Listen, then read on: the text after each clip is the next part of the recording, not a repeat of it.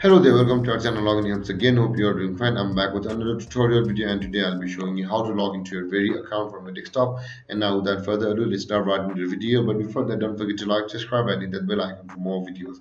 Okay, first on your computer, open up your preferred browser. As I have already opened the Google Chrome, you can see, and the search bar, click over there and type in very.co.uk like this and hit enter, or you can just search for very account login on the Google itself, and on the first page you can see the my account login for very is the result. Click there, and since both of these will open the same page, I'll later on close one of these.